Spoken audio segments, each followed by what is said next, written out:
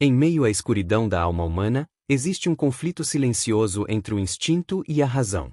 Em O Lobo da Estepe, Hermann Hesse nos leva a uma profunda viagem interior por essa dualidade, através de um homem dividido entre a cultura e o caos, a lucidez e a loucura, o humano e o lobo.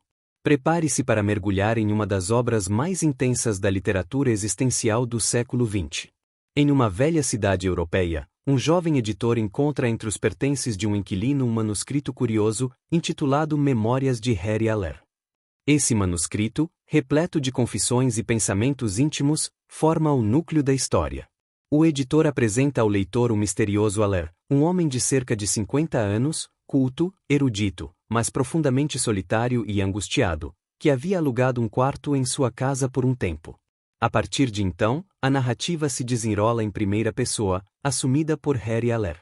Harry vê a si mesmo como um ser dividido entre duas naturezas inconciliáveis, a humana e a bestial. Ele se refere a essa dualidade como o homem e o lobo da estepe. O homem é o ser civilizado, amante da arte, da música, especialmente de Mozart, da literatura, admirador de Goethe, e das ideias filosóficas. O lobo da estepe, por sua vez, representa seu lado instintivo, selvagem, misantrópico e destrutivo.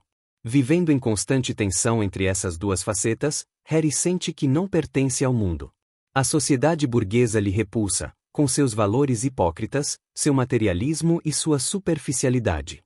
Ele sente-se deslocado no tempo, um remanescente do passado num mundo moderno que não compreende nem valoriza os ideais pelos quais vive.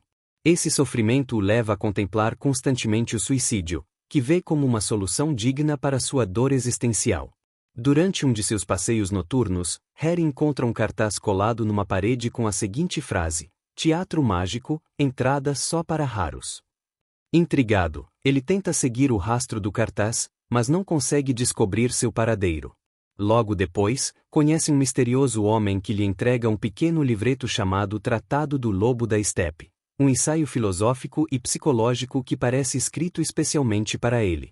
O tratado explica em termos simbólicos e analíticos a condição do homem dividido, tratando da multiplicidade da alma humana, e afirma que a visão de Harry sobre si mesmo como uma simples dualidade é ingênua. O ser humano é composto por incontáveis eus, e a cisão entre apenas dois é uma ilusão simplificadora. Esse tratado abala profundamente a percepção de Harry sobre si mesmo. Ele começa a compreender que sua angústia provém não apenas do conflito entre homem e lobo, mas da recusa em aceitar a complexidade de sua alma. Ainda assim, essa revelação o mergulha ainda mais em uma crise existencial, pois se vê como alguém incapaz de integrar essas multiplicidades em uma vida harmoniosa. A vida de Harry começa a mudar quando, em uma noite, ao entrar em um salão de dança, ele conhece Hermione, uma mulher jovem, sedutora e misteriosa. Com grande naturalidade, ela parece entender a alma atormentada de Harry. Ela se oferece para ser sua guia, prometendo ensiná-lo a viver de maneira mais leve, a rir de si mesmo, a dançar e a amar. Ela exige que ele obedeça cegamente suas instruções, o que ele aceita. Sob a orientação de Hermione, Harry começa a experimentar uma nova vida. Ele aprende a dançar tango, a se relacionar com outras pessoas sem o peso de seu intelecto, a frequentar bares, e até mesmo a fazer amizade com figuras que antes desprezaria, como Pablo, um saxofonista de jazz. Pablo representa o oposto da rigidez intelectual de Harry. Ele vive o presente, é sensual, leve, sem angústia. Isso inicialmente irrita Harry, mas aos poucos ele começa a admirar essa maneira de ser. Essas novas experiências levam Harry a romper com sua rigidez interior. Ele percebe que a arte, que sempre fora uma forma de elevação espiritual para ele, também pode ser vivida com alegria, riso e prazer, e não apenas como algo sagrado e sério. A música popular, os prazeres da dança e do corpo, os encontros com mulheres, tudo isso passa a fazer parte de sua nova jornada de autoconhecimento. Eventualmente, Hermione revela a Harry que, quando ele estiver pronto, terá de matá-la. A frase o desconcerta, mas ela insiste que ele entenderá o motivo no tempo certo. A relação entre eles se intensifica, tornando-se íntima e ambígua, uma mistura de amizade, amor e submissão psicológica. Num momento decisivo, Pablo convida Harry para entrar finalmente no teatro mágico. Trata-se de uma experiência simbólica e onírica, onde Harry mergulha em diversas cenas do seu inconsciente, representadas como salas de um labirinto. Cada porta que se abre leva a uma parte de sua alma, desejos, memórias, medos, esperanças e possibilidades não vividas. Dentro desse teatro surreal, Harry presencia cenas simbólicas de sua infância, visões de guerra, encontros com figuras históricas como Mozart e Goethe, e a encenação de situações que o colocam frente a frente com sua própria multiplicidade.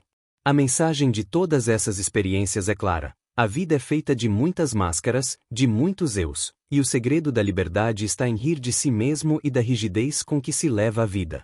Ao fim dessa jornada interna, Harry encontra Hermione adormecida em um leito, e, tomado por uma estranha compulsão, a mata com uma faca. A cena é ao mesmo tempo simbólica e real. É o cumprimento do que Hermione lhe havia pedido: matar o ideal que ela representava, a projeção que ele fazia dela. Esse assassinato simbólico representa um rito de passagem. Para viver plenamente, ele precisa abandonar a imagem idealizada e aceitar a realidade em sua imperfeição. Logo após o ato, Harry é confrontado por Pablo e outras figuras oníricas que zombam dele por levar tudo tão a sério. Pablo o adverte de que não está pronto para o humor e que ainda tem muito a aprender.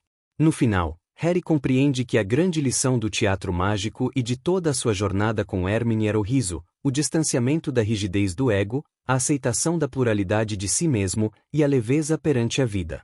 A obra termina com uma nota de ambiguidade e esperança. Harry, embora ainda longe de alcançar a total libertação, sente-se transformado. Ele compreende que a vida não é um fardo trágico ou um espetáculo moralista, mas uma peça multifacetada onde se deve aprender a dançar, a rir e a ser muitos ao mesmo tempo.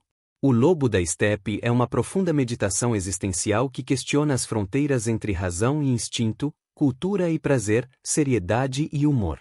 Hermann Hesse conduz o leitor por uma jornada íntima e filosófica que mistura realidade e sonho, sofrimento e transcendência. Harry Aller não encontra respostas definitivas, mas aprende que, em meio ao caos de sua alma dividida, existe a possibilidade de uma harmonia plural, desde que ele aprenda a rir de si mesmo. Se essa história tocou você de alguma forma, deixe seu comentário, inscreva-se no canal e compartilhe com quem também busca entender as profundezas da alma humana. Até o próximo vídeo.